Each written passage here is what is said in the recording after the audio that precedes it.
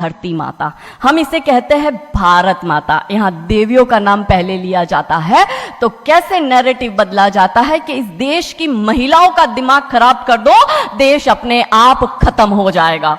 South Africa की एक बहुत बड़ी यूनिवर्सिटी में कहा गया था कि किसी भी देश को बर्बाद करने के लिए वहां पे बम, बारूद, गोला, असला दागने की, मिसाइल दागने की जरूरत है ही नहीं। आप उस देश की सामाजिक व्यवस्था, सांस्कृतिक व्यवस्था, शैक्षणिक व्यवस्था और पारिवारिक व्यवस्था को खत्म कर दो, वो देश अपने आप खत्म हो जाएगा। अब यही षड्यंत्र चल रहा है। कैसे चल रहा है? 3 स्टेज पे काम होता है। 25 वर्ष तक की बच्चियों को बिगाड़ने का काम बॉलीवुड अपने टीवी सीरियल के माध्यम से करता है। 25 से 35 वर्ष की शादीशुदा महिलाओं का जीवन और उनके परिवार को बर्बाद करने का काम एकता कपूर जैसी महिलाएं अपने टीवी सीरियल के माध्यम से करती है। और जो नौकरी करती हुई बहन, बेटियां, महिलाएं हैं, जो कि वर्किंग विमेन हैं, उनका दिमाग खराब करने का काम ये ओटीटी प्लेटफॉर्म्स अपने वेब सीरीज के माध्यम से करता है। कैसे करता है, मैं संक्षिप्त में एक एक उदाहरण देकर आपके समक्ष रखूंगी। और बहुत जरूरी है कि जब हम तो एक साधारण व्यक्ति है, हम संसारिक जीवन में रहते हैं, लेकिन यहाँ पर जो उपस्थित हमारे संतगण है, महंतगण है, इनके बहुत बड़ा फॉलोअर्स ग्रुप रहता है, बहुत से लोग आते हैं, बहुत सी महिलाएं आती है। ये बात वहां तक पहुंचे क्योंकि वो यहाँ पर उपस्थित नहीं है, पर हमें पता है कि वीडियो के माध्यम से हमारे संत श्री, हमारे महंत श्री हमारी ये वाणी जो है उन तक पहुंचाएंगे कि कैसे करते हैं। ये एक फिल्म बनाते हैं 25 वर्ष तक की बच्चियों को कैसे बिगाड़ना है। हिंदुओं के परिवारों को बिगाड़ने के, तोड़ने के षड्यंत्र चल रहा है। और सिर्फ एक हिंदू को नहीं खराब करना है, उसके पूरे के पूरे कुटुंब को बर्बाद कर देना है। तो एक भारत की महिला 2 परिवार को जोड़ती है, मायका पक्ष और ससुराल पक्ष। और हम कहते हैं कि भारत की परिवार व्यवस्था जो है वो मानवता की सबसे बड़ी देन है। तो इसी व्यवस्था को खत्म कर दो। कैसे कर दो? तो ये एक फिल्म बनाते हैं अतरंगी रे। हमारी क्योंकि दीदी भी यहाँ उपस्थित है जो कि सेंसर बोर्ड में सदस्य है, तो हम इतना उनसे विनती करेंगे कि हमारी ये बात भी उन तक पहुंचाए। सिस्टमैटिकली ये फिल्मों में लड़की दिखाएंगे हिंदू की, लड़का दिखाएंगे मियाँ भाई का, और उसमें भी दिखाएंगे कि वो लड़का चाहे अनपढ़ हो, चाहे गवार हो, चाहे आतंकवादी हो, चाहे पंचर छाप हो, और वो हिंदू की लड़की चाहे कितनी पढ़ी लिखी हो, लेकिन उसका परिवार जो है वो रूढ़िवादी है, वो रिग्रेसिव है, और उसके सामने यदि वो घोड़ा भी चला रहा है, खच्चर टट्टू भी चला रहा है, तो वो बड़ा प्रोग्रेसिव है, वो बड़ा संस्कारी है। कैसे करते हैं? ये एक फिल्म बनाते हैं अतरंगी रे। अतरंगी रे फिल्म में जो कि आज की युवा बच्चियों का लेटेस्ट क्रश है, सारा अली खान हीरोइन लेते हैं। हमारी युवा बच्ची इसको फॉलो करती है। उसमें यह दिखाते हैं कि सारा अली खान जो एक मुस्लिम लड़के के प्यार में पड़ जाती है और अपने परिवार से विरोध कर उनसे लड़ झगड़ कर ट्रेन में बैठकर वो भाग जाती है। उसी ट्रेन में एक संवाद होता है उस पिक्चर के हीरो का और उसी हीरोइन का। दोनों अपनी अपनी लव स्टोरी शेयर करते हैं। तो हीरोइन पूछती है हीरो को कि तुम्हारी लव स्टोरी बताओ। तो वो कहता है कि कल मेरी शादी होने वाली, और लव स्टोरी तो मेरी लव स्टोरी है कि मैंने बचपन से जिस लड़की से प्यार किया, जिसके साथ पढ़ाई की, जिसके साथ मैं बढ़ा हुआ, उसी लड़की से, मेरी बचपन की मित्र जो मेरे समाज की है, जो मेरे गांव की है, उसके साथ ही मेरी शादी होने वाली है। तो वो हीरोइन कहती है अरे ये और कोई लव स्टोरी है? ये लव स्टोरी नहीं हो सकती। तो हीरो पूछता है तो फिर क्या हो सकती है लव स्टोरी? तो वो कहती है कि मैंने एक मुस्लिम लड़के से प्यार किया है, मैं ठाकुरों की लड़की हूं, पूरा समाज, पूरा घर, पूरा परिवार मेरे खिलाफ है, और मैं उन सबको ठोकर मारकर, उनकी भावनाओं को ठोकर मारकर अभी ट्रेन में बैठकर भाग रही हूं उस लड़के से शादी करने के लिए। और वो हीरोइन वहां पे डायलॉग देती है कि लव स्टोरी तो मेरी लव स्टोरी है कि मैं ठाकुर की लड़की और वो कतई मियाँ भाई, और ये है असली लव स्टोरी। तब हमारी 13, 14, 15 साल की युवा बच्ची, जिसके शरीर में हार्मोन्स चेंज होते हैं, आकर्षण होता है विपरीत व्यक्ति के लिए, तब वो आकर्षण में ये सोचती है कि हिंदुओं के हिंदू बॉयफ्रेंड नहीं रखना, हिंदू हो के हिंदू से प्यार नहीं करना। आप इतिहास में छपेगी, आपकी लव स्टोरी तभी बनेगी जब आप किसी मियाँ भाई से प्यार करेगी और उससे शादी करेगी। तो कैसे सिस्टमैटिकली ये स्लो पॉइजन बॉलीवुड की फिल्मों के माध्यम से फ्रेजाइल माइंड में डाला जा रहा है। और आज देखो कि क्यों समाज में लव जिहाद के इतने केस बन रहे हैं, और उसका सबसे बड़ा और मुख्य कारण बॉलीवुड है। क्योंकि इन बॉलीवुड वालों ने हमारी बेटियों को हादी रानी और रानी चिन्नमा रानी अब्बा का नहीं दिखाया, इन बॉलीवुड वालों ने हमारी बेटियों को करीना खान दिखाया है, ताकि वो अपनी कोख से तैमूर और जहांगीर पैदा करे। ये बॉलीवुड वाले लव स्टोरी पर फिल्म बनानी है तो ये हादी रानी और राजा रावत सिंह चुड़ावत पर क्यों नहीं बनाते? मैं आपको उनकी कथा शॉर्ट में करती हूं कि राजा रावत का शादी जो होता है वो हदी रानी से होता है, मेवाड़ के राजा है, और औरंगजेब की सेना आक्रमण करने आती है। और जब औरंगजेब की सेना आती है तो राजा रावत सिंह का 2 दिन पहले ही विवाह हुआ होता है हादी रानी से। तो राजा जी की इच्छा नहीं होती कि मैं युद्ध लड़ने जाऊं, तो हादी रानी बड़े क्रोधित होते हैं। वो कहते तुम मेरी चिंता छोड़ो, तुम अभी इस मातृभूमि की रक्षा के लिए, इस धर्म की रक्षा के लिए आप युद्ध भूमि में जाओ और आप मेरी चिंता मत करना। यदि आप बलिदान भी हो जाओगे तो मैं प्राउडली अपने आप को आपकी विधवा कहूंगी। तब राजा रावत युद्ध लड़ने जाते हैं। युद्ध भूमि में राजा रावत जी को हादी रानी की बहुत याद आती है, क्योंकि नई नई शादी हुई होती है तो नई बियाई दुल्हन को छोड़ के आए होते हैं, तो बहुत याद करते हैं। तो वो अपने दूत को कहते हैं, अभी सेना आने में समय होता है और युद्ध में भी समय होता है, तो वो कहते हैं अपने दूत को कि जा तू रानी सा के पास जा महल में और उनसे कहे कि राजा जी को आपकी बहुत याद आ रही है, आप अपनी कोई एक निशानी उनके लिए भेजो। दूत भी बड़ा टेंशन में आ गया कि ये युद्ध भूमि में बैठे और इनको हादी रानी की याद आ रही है, ये युद्ध लड़ेंगे कैसे और जीतेंगे कैसे। पर वो दूत डरते डरते पहुंचा रानी सा के पास और रानी सा को कहता है कि राजा रावत जी ने आपकी एक निशानी मंगाई है, उनको आपकी बहुत याद आ रही है। तो रानी सा बहुत क्रोधित हो जाते कि ये मेरा पति कैसा, ये युद्ध लड़ेगा कैसे, औरंगजेब की इतनी बड़ी विशाल सेना है, यदि जहां युद्ध भूमि में बैठकर उसको रणनीति बनानी है वहां वो मेरी निशानी मंगवा रहा है। तब हमारी हादी रानी क्रोधित होती है, हाथ में तलवार लेती है, अपनी गर्दन काटती है, थाल में सजा के दूत को देती है और कहती है जा तेरे राजा को जाके दे देना मेरी निशानी। तब वो दूत युद्ध भूमि में जाता है, राजा जी को हादी रानी की निशानी यानी कि उनका कटा हुआ मुख देता है। राजा जी बड़े दुखी हो जाते हैं, उनको लगता है उनसे बहुत बड़ी गलती हो गई। राजा जी रानी की अंतिम इच्छा समझ जाते हैं। रानी जी के लंबे बाल होते हैं, उन बाल की वो माला बनाते हैं, उनके मुख की माला बनाते, वो युद्ध लड़ते हैं, औरंगजेब से युद्ध जीतते हैं। और जीतने के बाद राजा रावत वहीं युद्ध भूमि में अपना बलिदान देते, अपनी गर्दन काटकर वहीं अपने जीवन का त्याग करते हैं। यह है लव स्टोरी। पर बॉलीवुड इस पर फिल्म नहीं बनाएगी कि इतिहास चुराए नहीं है, हमने इतिहास बनाए हैं और लाखों शीश कटे हैं रण में, तब जाके हिंदू कहलाए हैं।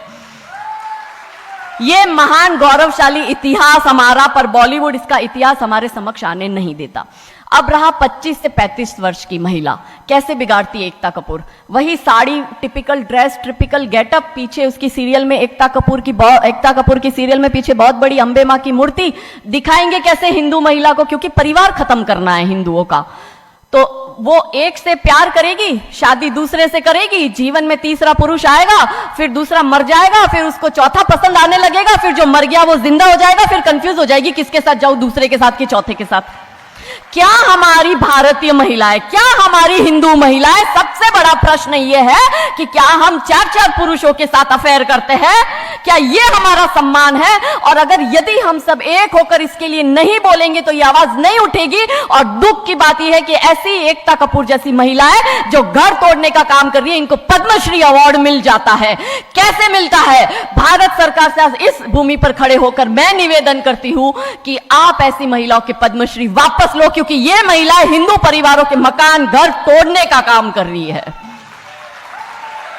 और तीसरा और अंतिम, नौकरी करने वाली बहनों का दिमाग कैसे खराब करना है। तो ओटीटी प्लेटफॉर्म के माध्यम से ये दिखाएंगे कि यदि आप नौकरी कर रही है तो आपके सास ससुर आपके पैर की जूती, आपका पति आपके पैर की जूती। बच्चा पैदा करने के लिए आपको किसी से शादी करने की जरूरत नहीं है, आपको ससुराल व्यवस्था में रहने की जरूरत नहीं है, और आप है फेमिनिस्ट। और स्त्रीवाद का झंडा दिखाकर हमारी बहन बेटियों को एक हाथ में शराब का ग्लास, दूसरे हाथ से सिगरेट फूको, अंग्रेजी में गालियां बको और आप अपने आप को फेमिनिस्ट कहो। क्या यह फेमिनिज्म है भारत की धरती का?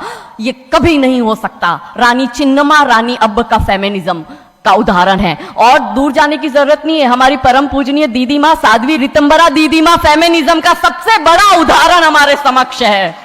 रानी नायका देवी, रानी लक्ष्मीबाई हमारे लिए फेमिनिज्म का सबसे बड़ा उदाहरण है। तो यहां उपस्थित सभी महानुभावों से हम यही विनती करते हैं कि फिल्म के माध्यम से ड्रग्स, अश्लीलता और गाली गलौच, ये दिखाने के सिवाय कुछ नहीं होता। तो हम सब मिलकर एक साथ एक आवाज उठाए कि इन चीजों का बंद होना बहुत जरूरी है, क्योंकि आने वाली पीढ़ियों को बर्बाद करने का काम ये लोग अपने टीवी सीरियल और फिल्मों के माध्यम से कर रहे हैं। और क्योंकि शुरुआत भगवान राम जी के नाम से करी थी, तो अंत भी हम भगवान राम जी के नाम से करना चाहेंगे कि कौन है राम। राम जो है चेतना है, बिंदु है, बिंदु जिससे प्रस्फुटित है तेज, तेज जो कि इस समस्त सृष्टि की रचना की कल्पना का हेतु है। अनाम है, अनाम जो है पंक्ति में प्रथम, प्रथम है धर्म धैर्य। विश्व पटल के क्षेत्र में पावन हिंदुस्तान, हिंदुस्तान के गर्भ में उत्तर प्रदेश महान, मुख्यमंत्री के रूप में योगी आदित्यनाथ, बुलडोजर लेकर चले हर ओक अपने साथ।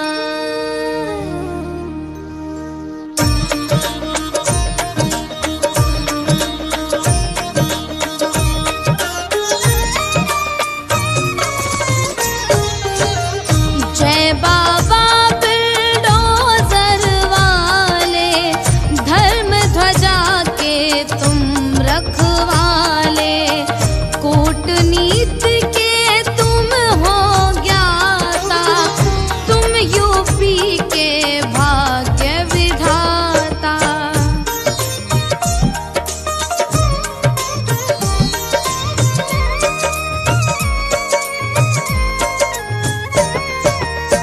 तुमने ऐसी ख्याति पाई, डरते तुमसे हैं अतताई, जहाँ अधर्मी शीश उठाए वहीं पे बुलडोजर चलवाए, जहाँ भी होते लफड़े दंगे वहीं पे चल जाते हैं डंडे, गुंडों के मन दहशत छाए, दंड के नायक तुम कहलाए।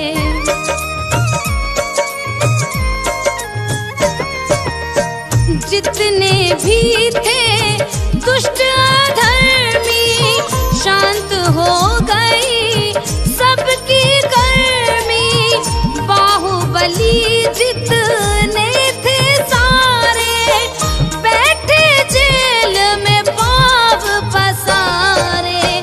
जो कोई दादा बन आता है, शतुर्मुर्ग वो बन जाता है। जितने थे यूपी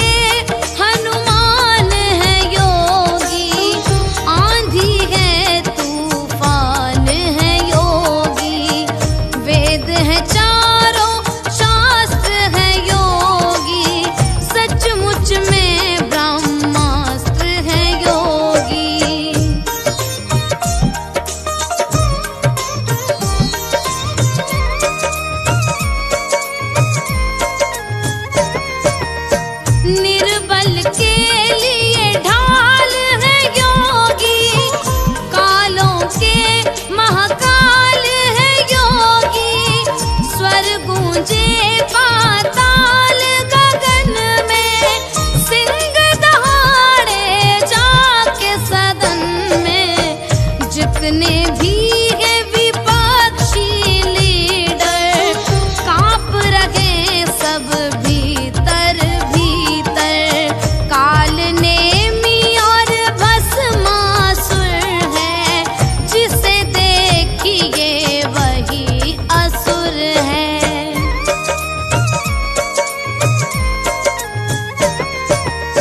खनन अवैध अवैध का कब्जा बंद हो गया, धंधा सबका।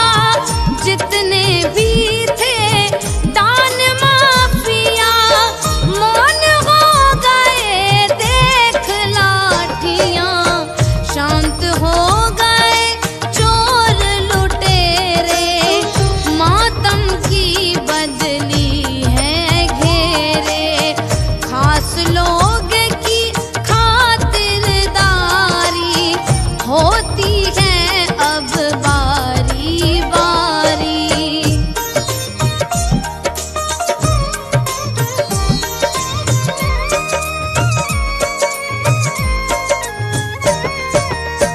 आतंकी सब शांत हो गए, छुप करके एकांत हो गए। लगा दिए आतंकी पे ताले, जय बाबा बिल्डोजर वाले।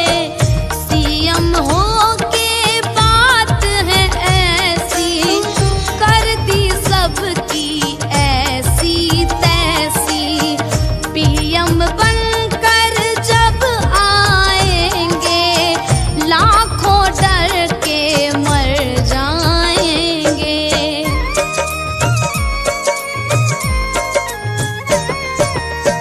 लाल किले से जब बोलेंगे, सबकी कुंडली तब खोलेंगे। जब गूंजेगा सिंह गर्जना, होगी बंद ये रैली धरना। नहीं किसी की दाल गलेगी, ना तब टेढ़ी चाल चलेगी। जितना है ये भोला भाला, उससे अधिक है दिल में ज्वाला।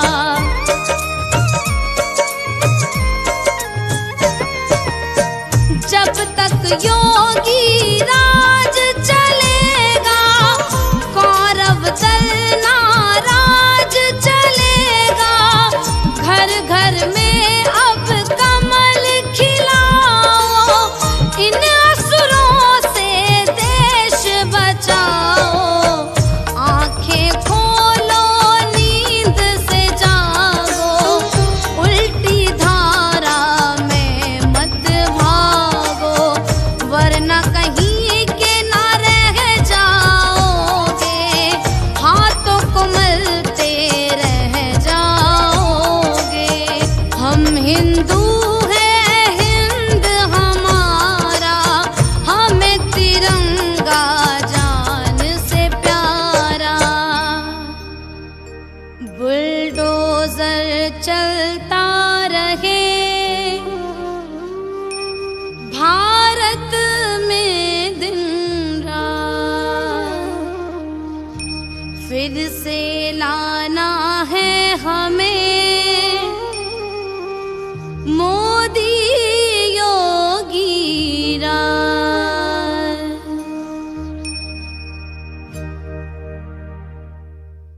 एक गाना मुझे बहुत पसंद था।